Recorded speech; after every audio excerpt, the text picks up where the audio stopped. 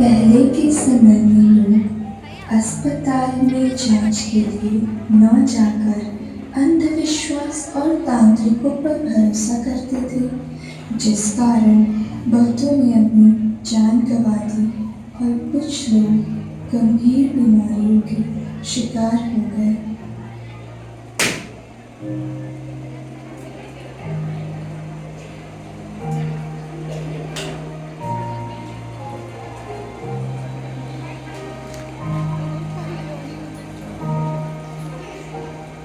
इन्हीं मुश्किलों के बीच 12 मई सन 1820 को फ्लोरेंस नाइटिंगेल का जन्म इटली के फ्लोरेंस शहर में होता है।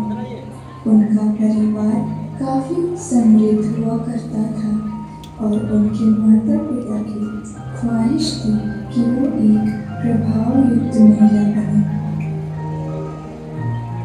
बहुत छोटी उम्र से ही फ्लोरेंस को लोगों की सेवा करने, गरीबों की मदद करने और बूढ़ों की देखभाल करने में बहुत रुचि थी। एक दिन उन्होंने अपने माता पिता के समक्ष अपनी ये इच्छा जाहिर की कि वो आगे एक नर्स की जिंदगी व्यतीत करना चाहती हैं और लोगों की सेवा करना चाहती हैं। लेकिन उस समय एक महिला के लिए एक नर्स बनना इतना आसान नहीं था, इसलिए उनके माता पिता ने उन्हें ऐसा करने से साफ इनकार कर दिया। बहुत कोशिशों के बाद आखिरकार फ्लोरेंस ने अपने माता पिता को मना लिया।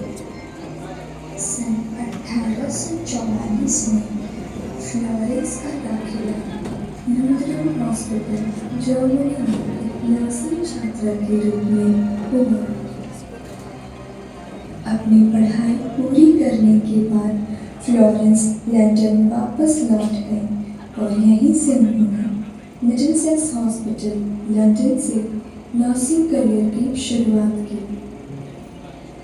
वह अपने प्रोफेशन में अत्यधिक समर्पित और प्रभावशाली थी, जिसके कारण उन्हें 1 वर्ष के अंतराल में ही सुपरिटेंडेंट के पद पर प्रमोट कर दिया गया। इसी दौरान अक्टूबर सन 1853 में इंग्लैंड और रशिया के बीच क्रीमिया युद्ध छिड़ गया।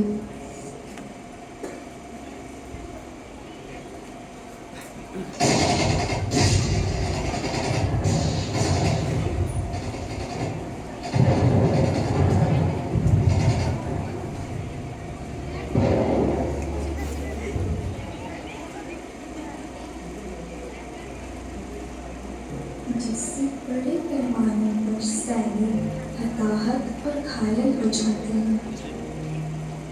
घायल सैनिकों को विभिन्न मिलिट्री बेस कैंप में ले जाया जा रहा था, लेकिन इंग्लैंड अपने घायल सैनिकों को लेकर काफी परेशान था। इसी दौरान सन 1854 के अंत में नाइटिंगेल को युद्ध सचिव से एक पत्र मिला, जिसमें युद्ध स्थल पर घायल सैनिकों की देखभाल के लिए नर्सों की एक टीम गठित करने की बात कही गई थी। नाइटिंगेल ने 34 नर्सों की एक टीम इकट्ठी की और उनके साथ टर्की चली गई, जहां उनकी ड्यूटी लगाई गई थी। जब वे टर्की पहुंचे तो भीड़-भाड़ और अस्वच्छता वाले अस्पतालों को देखकर हैरान रह गए।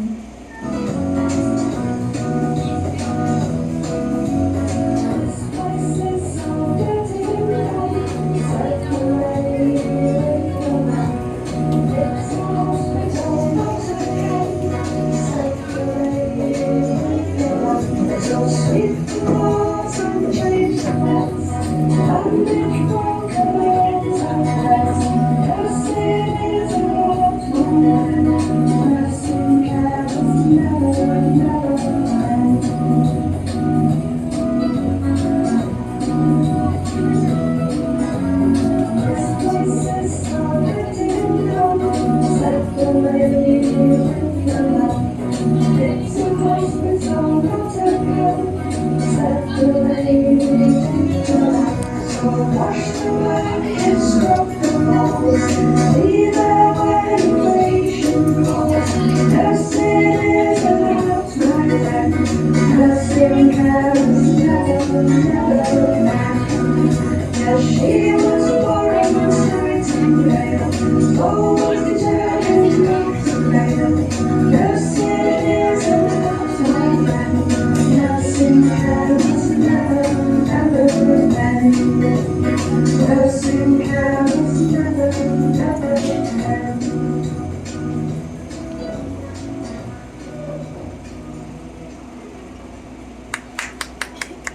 उनके प्रयासों, ज्ञान और समझदारी से सैनिकों की मौत की संख्या में 2/3 से गिरावट आने लगी। जब वह लंदन वापस आए तो उनका भव्य स्वागत किया गया और रानी ने उन्हें एक उत्कीर्ण ब्रोच भेंट करते हुए उनके काम को पुरस्कृत किया, जिसे बाद में नाइटिंगेल ज्वेल कहा गया। इसी के साथ उन्हें 2,50,000 की नकद राशि भी मिली, जिसका उपयोग उन्होंने आगे के स्वास्थ्य कार्यों में करने का निर्णय लिया। सन 1860 में उन्होंने सेंट थॉमस हॉस्पिटल की स्थापना के लिए अपनी पुरस्कार राशि का उपयोग किया और यहीं पर उन्होंने नर्सों के लिए नाइटिंगेल ट्रेनिंग स्कूल के नाम से पहला नर्सिंग प्रशिक्षण स्कूल शुरू किया। इसके बाद नाइटिंगेल सार्वजनिक प्रशंसा की पात्र बन गई। युवा महिलाएं उनके जैसा बनने की ख्वाहिश रखने लगी और उच्च वर्ग के लोग भी ट्रेनिंग स्कूल में दाखिला लेने लगे। नाइटिंगेल की बदौलत नर्सिंग पेशे को उच्च वर्ग द्वारा तिरस्कृत नहीं किया गया, बल्कि इसे